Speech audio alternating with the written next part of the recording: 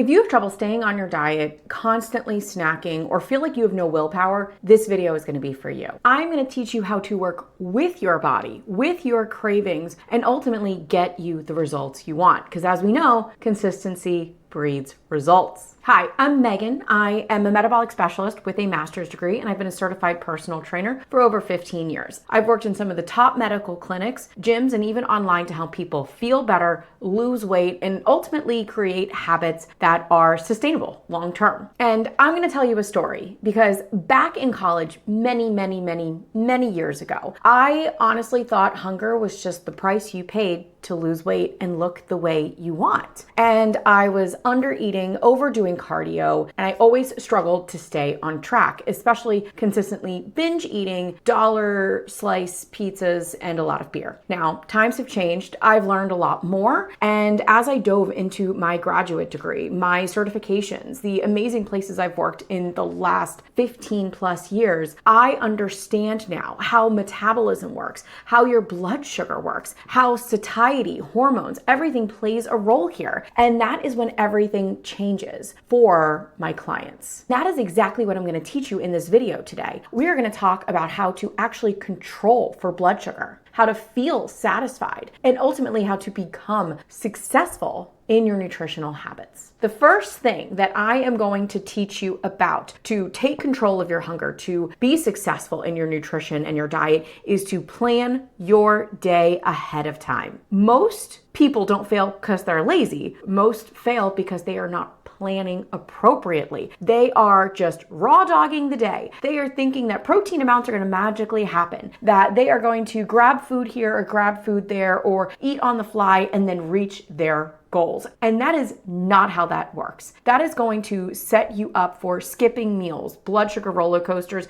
and ultimately probably binging later in the day. So the solution is to record your food for the next day ahead of time. And that does require some planning, but that's how this is going to work. When you're in bed on your phone, scrolling before you go to sleep, go into an app, go into the notes, use MyFitnessPal, some sort of program here. What are you going to have for breakfast? What are you going to have for lunch? What are you going to have for dinner? Each meal needs an adequate protein source. That's your anchor. And then plan for some vegetables or fruit and plan the side dishes with those meals. Plan your snacks ahead of time. Prep your food. Plan your food. Make sure you are preparing for the next day, because when we do not prepare, that is usually when we are going to eat the foods that are not going to benefit us. That's when we are going to undereat throughout the day and then overeat at night. And if you don't know your calorie count, your macro count, figure that out. I offer coaching. It is always going to be in the description of these videos, so reach out to me if you need help with that. Next, and this kind of goes hand in hand with the first point, is protein needs to be the anchors of your meal. If you prioritize protein and adequate amounts of it from real food sources, your hunger is going to change dramatically. When we undereat protein earlier in the day, it's going to show up as hunger and cravings later in the day, especially at night. And why is this? It's because protein stabilizes your blood sugar. Stable blood sugar helps to offset cravings. Protein also improves satiety. Protein supports and builds muscle, which helps our metabolism. Protein can help slow digestion, and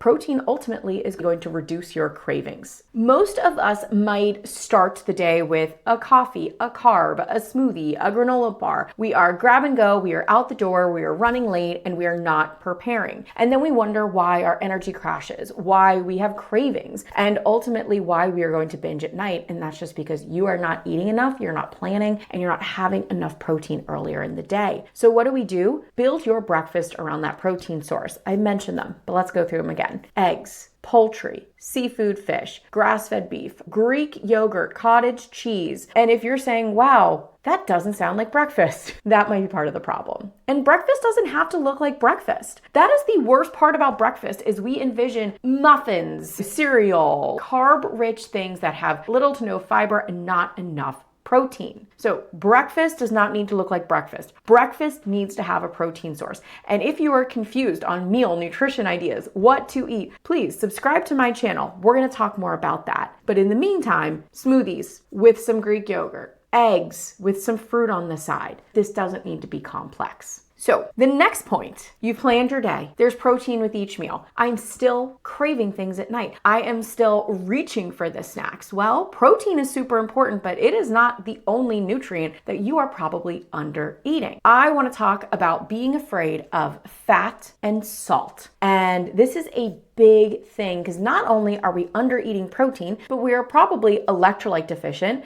And the first place people cut down on to see a calorie deficit is dietary fat because it contains more calories per portion size. Let's start with fat. We should not be fearing fat. Yes, fat is calorically dense, but fat has gotten such a bad reputation. And ultimately, healthy fats help with satiety. It helps with hormones. And hormones are everything. If you want to lose weight, feel good, look your best, hormones need to be in check. And if you are consistently under eating healthy fat, your hormones are probably suffering from it. Fat also helps with satiety and blood sugar balance as well. There should be a fat source with every meal. Avocado oil, olive oil, grass-fed butter, ghee, grass-fed beef has healthy fat to it. We need to stop fearing fat and use it to our advantage at the right time with meals in the right portion sizes. Starting off with a tablespoon or two of a healthy fat is a good way to start with your main meals. And I have clients who are bodybuilders, and the first thing I look at is their fat macros. And I'm like, you're drastically under eating fat. And for a temporary time, decreasing fat can put you in a caloric deficit and help you. But there's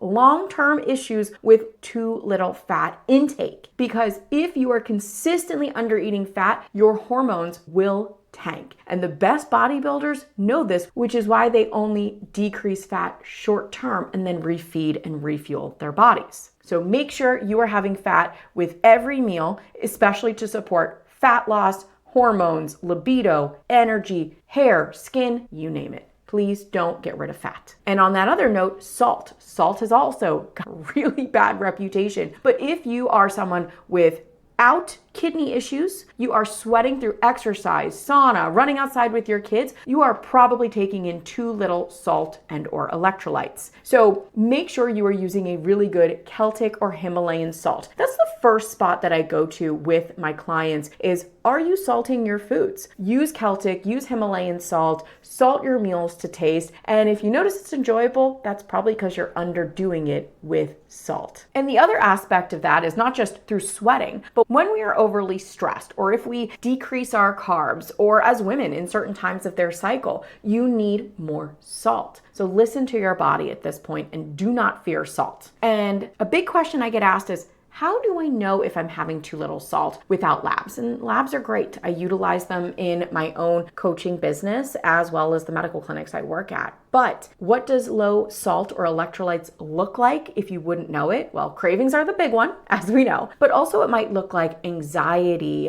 feeling lethargic in the middle of the day, or even low blood sugar, because blood sugar and electrolytes can go hand in hand. If you have too little electrolytes or salt, your blood sugar is going to be very sensitive. And as I mentioned, sometimes it's as simple as just salting your food. If you are someone who sweats a lot, who is super active, or maybe you work outside or in the heat, also check out the links in this video description for some of my favorite electrolyte brands to start your day off with. So on that note with fat and salt, a lot of us don't have a willpower problem. We are probably under eating something our body needs: protein, fat, salt, and then that's going to show up as a craving, which is a message from your body saying, I'm going to make you eat until you meet one of these needs because I need it to be healthy, to be happy, and ultimately to not feel terrible day to day. So is it a willpower problem or is it a nourishment problem? Okay. The other aspect of that, besides nourishment and making sure you're eating these particular foods to help you, is sometimes cravings are psychological. And that's the next point. Are your cravings a psychological response to stress or an emotion, or because you've been looking at your screen all day? And if it is that psychological response, then we need to dig deeper. So if those cravings, especially at night, are the result of stress throughout the day, I would encourage you to find a better outlet. Something very, very simple is after a meal, going for a walk outside, seeing the sun, fresh air, seeing the greenery around you. Sometimes that's enough of a mental health reset to keep those cravings in check. snack. Or find another practice, reading a book, meditation, playing with your kids or family, taking the dog out,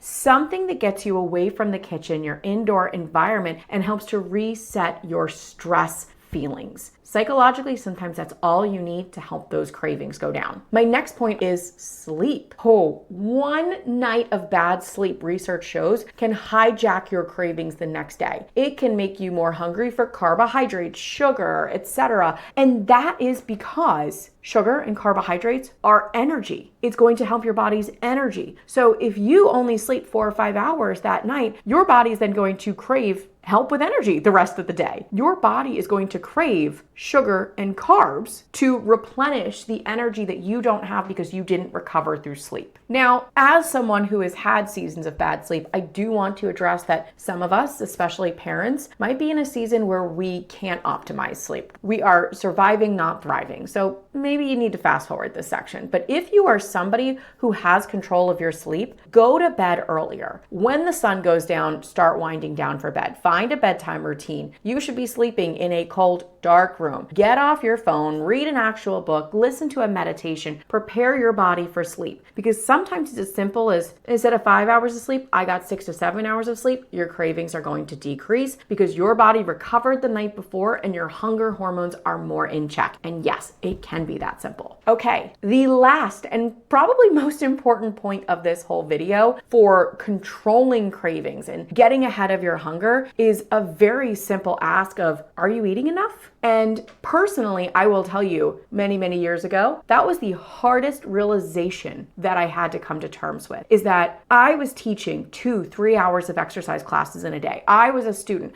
I was walking to and from classes, dancing the night away, doing all these fun things. And my metabolic rate was probably 2,000 plus calories in a day. And I was trying to survive off of 12 to 1,400 calories. That is not enough to sustain you. That is not enough to meet protein intake, fat, micronutrients, vitamins, minerals, etc. So when you are trying to have this huge caloric deficit, your body is not going to like that. So what happens is if we are chronically under eating, chronically dieting, and again, I'm talking huge 500 plus caloric deficits or more long term, your body is going to fight against it. Cravings are going to increase. The desire to binge is going to increase. And I see a lot of binging and restriction. Your metabolism is going to try to adapt to less calories, and your hormones are going to go haywire. Your stress hormones could rise because your body thinks, ooh, famine, that's scary. Or your sex hormones are going to bottom out because constant undereating and constant stress do not lend itself to good sex hormones. And for those of you who don't know, those sex hormones